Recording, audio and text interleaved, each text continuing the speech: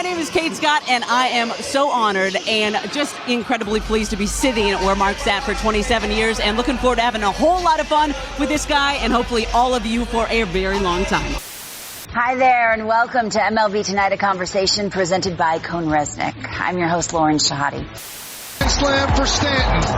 Hello and welcome to Quick Pitch presented by Blue Emu. I'm Heidi Watney. We are still waiting for that blast from Giancarlo Stanton to come down. You expressed a bit of anxiety. Kawhi Leonard in his first finals guarding LeBron James. From him specifically, what did you see? He seems to be taking it in stride and just playing the game, so he looks okay. Oh, thank you. Mike. Thank you, Doris. How could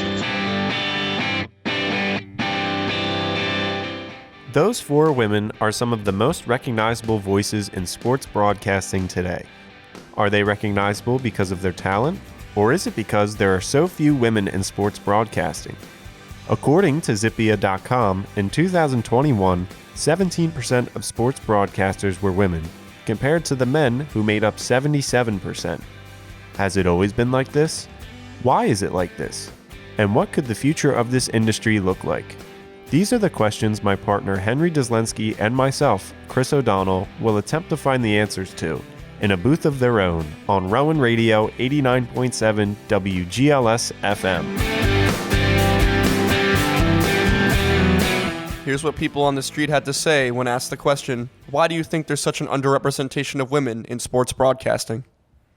It could be that they may not have interest in it, but it also could be that they may not be given the same opportunity.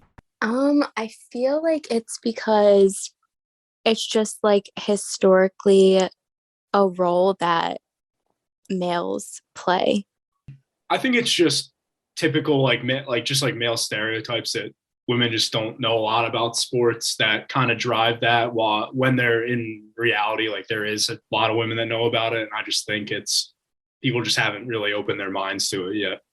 A lot of the sports commentators that come out in like every sport now are ex-players, which since male sports dominate the media would be them. Women's sports never have gotten the attention of that male-dominated sports have. This is Stephanie Turner. She was the first ever woman to be a technical producer for Sports Radio 94.1 WIP in Philadelphia. So I think the fact that the sports that are out there are all just dominated by men, and it's only their sports that we're broadcasting for the most part. This was back in 1988. Feels good. San Diego's new Q106. Was she treated differently from other coworkers back then due to her gender? I don't feel like I was treated any differently. However, that might not be the case. It might be that I was just always used to having to perform at a certain level. Like I always was on the top of my game. I felt that there was no room for me not to be. So she was able to handle any obstacles she could have potentially faced among her coworkers. But what about the celebrity guests that she had to deal with? WIP is the largest sports station in Philadelphia, and to this day still attracts many stars for interviews. So did she encounter any negative experiences from the guests since she was a woman? They were going to be interviewing a boxer because there was this big boxing match coming up. When I reached out, the comments that he was making to me were very inappropriate. They were very, like he would never have made those comments to a man, ever. That was her experience in the industry over 30 years ago. What is it like trying to break into the industry as a woman now? My name is Cara Guno, and I'm a sports communication and media major, and I have a minor in journalism. I did Rowan sports in the fall, men's and women's soccer for the radio station, baseball, softball, lacrosse, everything that you can name it. I also did the Delaware Bluecoats internship. Even though Cara feels optimistic about embarking on this path towards her career, she knows the road will not be easy. It's going to be hard dealing with people who are going to say, oh, you're not qualified because you're a woman. How do you know about the sport? And I think people are going to be upset that there's a woman out there, and they're going to not be too accepting of that. I would like to think things have changed, but I don't know. I mean, I don't know how true that is. I think a lot of these things that we're talking about are systemic issues, institutional issues, structural issues, organizational issues. This is Professor Kate Harmon. She's been teaching at Rowan University since the spring of 2013. Her research interests include analyzing gender dynamics within sport, specifically depictions of athletes in media, as well as portrayals of gender in popular cultural texts.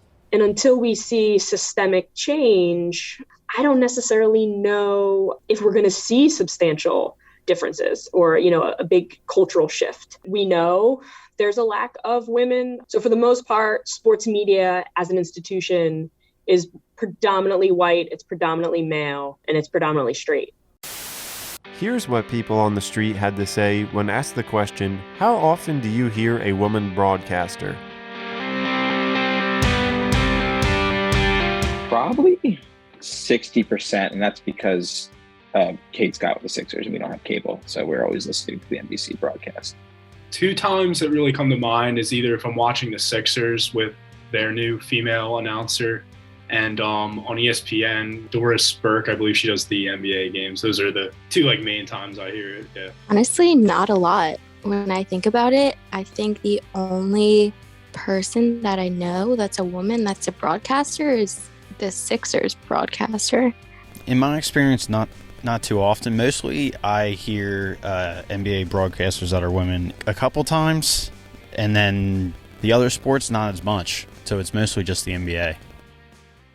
Not too often, honestly. I don't hear a lot of women on the air at all, especially. I think more TV, you're seeing a lot more women, which I think is great. In radio, you don't see them too often. People like Beth Mowins as well, and Kate Scott, and Holly Rowe, who does a sideline. There's different ways you can hear women, but I don't hear them too often, it's kind of sad because who do young broadcasters like I have to look up to? At the time, I was the only female technical producer we had at first. And then when the others came, I think it was a mutual admiration because they were stepping into the same field I was, and I knew they were going to really have to prove themselves. So I think there was that admiration. Sports broadcasting has become more accessible to women in recent times. However, a visible gap is still present. Currently, a low percentage of sports broadcasters are women. This even includes weekday hosts on sports radio stations. The number of women who enter sports journalism is still relatively low. This particular area of reporting remains predominantly male all over the world. Here is what Professor Harmon has to say as to why.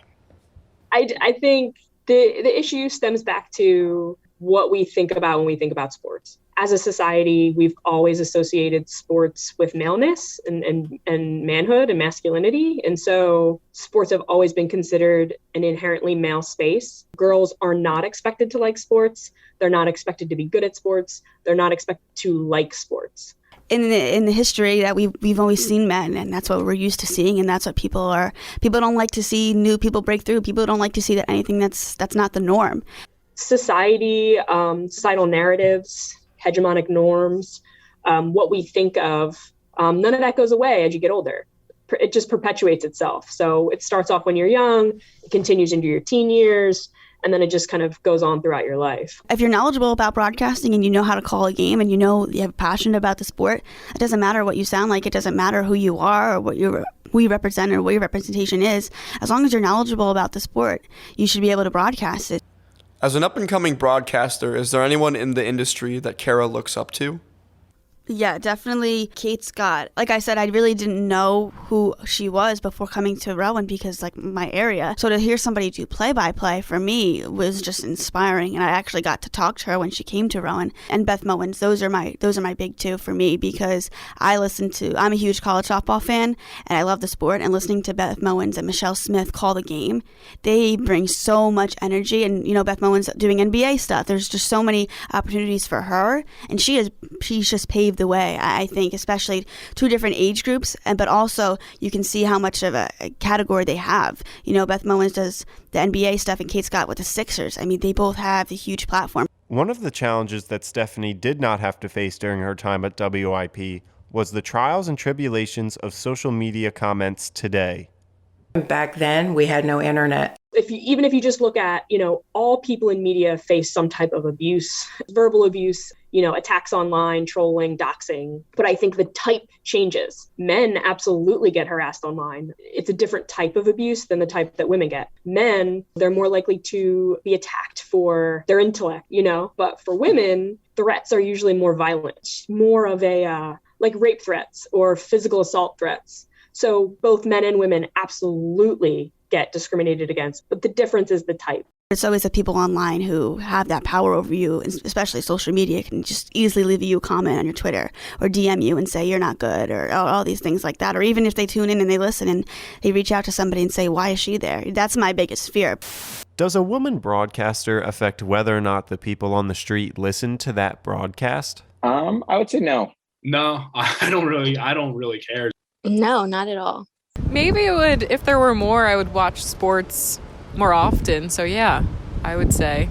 No, it doesn't affect the way I listen. No, not at all. It comes back to gender roles and gender norms and expectations that stem from, societal expectations. What do these women think is the future for other women in sports broadcasting? I think the future is bright, honestly. I think that there's been a lot of improvement and a lot more women in this industry. Although we come at different rates and come at different speeds, I think that the future is bright for us and there's going to be more of us in this industry. I think sports media in general is going in a direction where there's going to be these smaller outlets that have a smaller focus. I mean, one of the things that's so great about The Athletic is that they have writers that are so specific to one specific team or organization or sport. And you can go onto The Athletic and choose what you want to read, what you want to subscribe to. But there's also a lot of room for improvement because looking right now, even at the radio station, I'm the only one who does play-by-play. And there has been women who's been on podcasts and doing the sports shows and things of that nature and who have covered sports, but I'm the only one who does play-by-play right now. Just Women's Sports is a website. They have a newsletter. They have podcasts. They specifically focus on women's sports because they know that other places aren't going to cover it. So I think things like that seem to be the future. And I think that it doesn't matter if you are a man or a woman. It's matter if you're good at the sport and if you have the knowledge about the game. But I think that some women may be afraid to get in this industry because they don't think they're qualified, or they think they're afraid of what people might say to them, which is always a huge doubt. But I think that we need to get more women in this industry and get their experiences going, and then the future will look bright. While I was the first, before I left, they had hired 2 more women. And one of the women was actually in the traffic department. She applied we had an opening in the producers. She applied, she got the position, and she had mentioned to me that she had always wanted to be one of the technical producers, that she didn't think they would either give her the position or that she could until they hired me and she saw me doing it. Maybe it's a little bit different. I would hope it's a little bit different. I just don't know if anecdotally, if we even have the evidence to support that. I think it's tough for anyone to get into the media industry, specifically sports media industry. It's tough. It is a really competitive, cutthroat field. Maybe there are more opportunities for women now, or at least more people are talking about opportunities for women. These are the conditions that women have been forced to endure for many decades in the broadcasting industry. Tasked with having to vocalize their very own struggles, there's luckily a glimmer of light at the end of the tunnel. A door is opening for more women than ever before. There will be more women. I just think that it has to start at the lower level first. At college and even high school programs need to start developing their broadcasters and get women excited about it. I do think you look at ESPN and you can tell they're making an effort.